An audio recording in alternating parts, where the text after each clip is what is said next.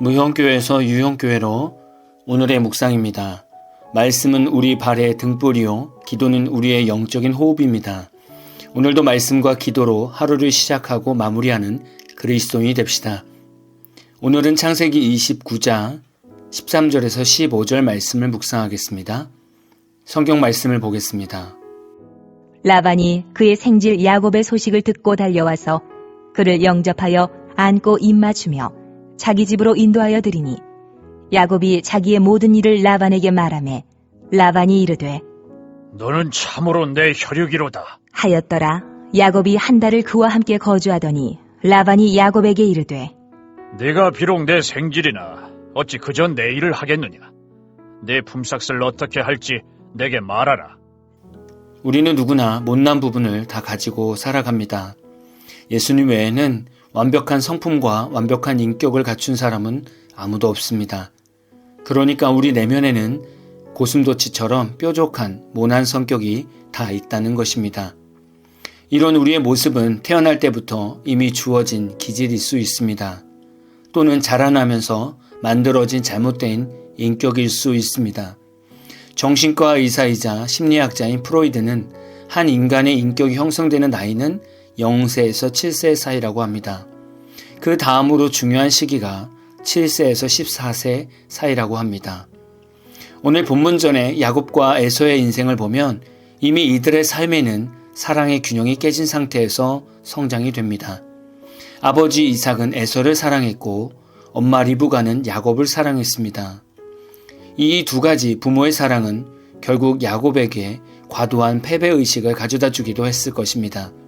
아마도 야곱은 틈만 보이면 에서에게 장자의 명분을 요구해 보려고 했을 것입니다. 이 당시 아버지의 사랑을 받는 자녀는 누구보다 당당하게 지냈을 것입니다.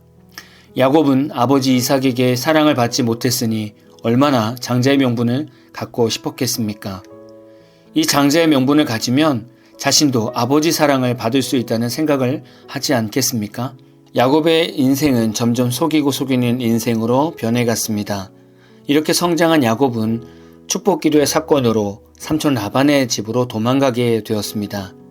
야곱은 외삼촌 라반을 만나서 자신이 그동안 했던 모든 일을 라반에게 말했습니다. 물론 라반에게 자신의 가족이라는 확신을 주려면 어머니 리브가에 대해서도 충분히 설명을 해야 했을 것입니다. 가족의 이야기를 꺼내다 보면 자신이 왜 여기까지 왔는지도 말하게 되었을 것입니다. 팥죽 한 그릇으로 장자의 명분을 빼앗은 이야기, 에서 형의 옷을 입고 장자 축복을 받고 도망온 이야기 등을 라반에게 다 말했을 것입니다. 라반이 이 이야기를 듣더니 너는 참 내 혈육이라고 말합니다. 이 말은 자신의 여동생 리브가의 아들이 맞다고 하는 인정의 말이기도 합니다. 그러나 외가 쪽에 피가 흐르고 있음을 삼촌 라반은 발견했을 것입니다. 지금 생각해보면 리브가에게도 이런 피가 있었던 것 같습니다. 이삭의 축복을 중간에 가로채게 만든 것도 리브가가 아닙니까? 리브가는 이삭이 에서에게 사냥해서 만들어 온 음식을 먹게 하면 장자의 축복을 해준다는 말을 듣게 됩니다. 리브가는 이 말을 듣고 야곱에게 음식을 준비해주고 에서의 옷을 입혀 복을 받게 한 엄마가 아니었습니까? 그러니까 야곱은 어렸을 때부터 가진 모난 성격도 있겠지만 타고난 성격에서도 남을 속이는 성격이 있었던 것입니다. 결국 라반을 만나면서 자신이 왜 이런 인생을 살게 되었는지를 알게 되는 것이죠. 야곱의 인격 안에는 다른 사람을 속이고 다른 사람보다 더 잘 되기를 원하는 승부욕이 있었던 것입니다. 우리는 오늘 본문 말씀 다음의 내용도 알고 있습니다. 라반은 야곱에게 제대로 된 품삯을 주지 않았습니다. 야곱은 야곱보다 더한 라반의 성격으로 이제는 당금질을 받게 되는 것입니다. 하나님의 연단은 마치 야곱이 라반의 집에 가는 것 같은 상황이 생기게 됩니다. 하나님께서는 우리를 사용하셔야 되는데 다듬어지지 않은 모난 부분이 있다면 우리와 비슷한 성향의 사람을 만나게 하십니다. 그러나 우리와 비슷한 성향이지만 우리보다 더한 사람을 만나게 하십니다. 그래서 내게 있는 단점을 나보다 더 강한 상대를 통해서 다듬어지게 하십니다. 물론 내게 있는 장점도 상대방을 통해서 더 날카로운 칼로 다듬어지게 하십니다. 혹시 여러분은 지금 사회생활하면서 계속되는 인간관계에서의 어려움이 있으십니까? 저도 지금까지 살아오면서 집사생활 가운데는 여러 일들을 하면서 다양한 사람들을 만났습니다. 또한 사역을 하면서 다양한 교회에서 다양한 담임 목회자와 부목회자들을 만났습니다. 과거를 돌아보면 저의 장점은 좀 더 세밀하게 다듬어지는 시간이었습니다.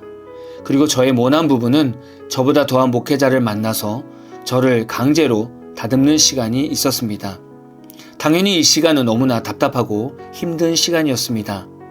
언제 끝나려나 늘 생각하며 힘들었던 때가 생각이 납니다. 여러분도 사람과의 훈련이 제일 힘들지 않습니까? 하나님께 쓰임 받으려면 어쩔 수 없이 이 과정을 반드시 통과해야 합니다. 지금 야곱은 자신과 비슷한 그러나 야곱보다 더한 라반이라는 인생 선생님을 만났습니다. 앞으로 야곱은 20년 동안 자신의 인격과 성품을 다듬어가게 될 것입니다. 이것이 하나님이 야곱에게 향한 계획이셨습니다. 저와 여러분에게도 하나님께서는 이런 계획을 가지고 계실 수도 있습니다.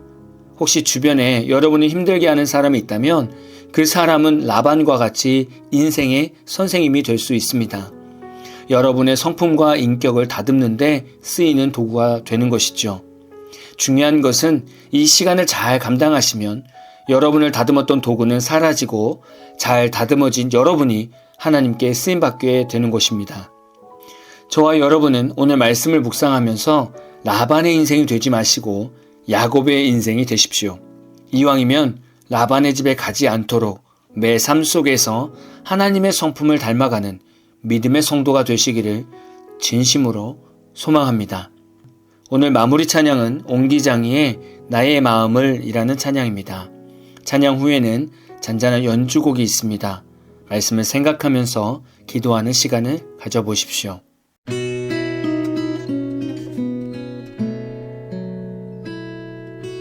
나의 마음을 정금과 같이 정결케 하소서. 나의 마음을 정금과 같이 하소서. 내 영혼에 한 소망 있으니 주님과 같이 거룩하게 하소서. 나의 삶을 드리니 거룩하게 하소서. 주님 나를 받으소서.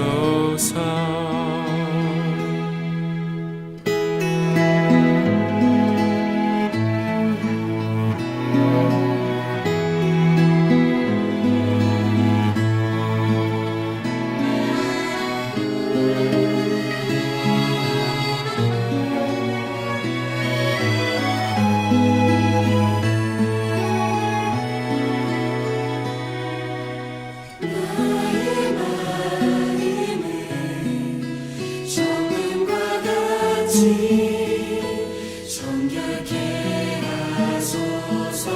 나의 마음을 정금과 같이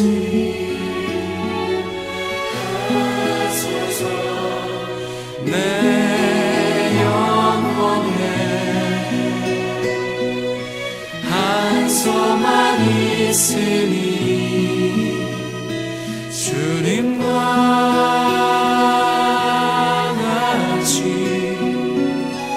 거룩하게 하소서. 나의 삶을 드리니 거룩하게 하소서. 주님 나를 받으소서. 주님과 같이 나의 삶을 드리니 나를 받으소서 나를 받으소서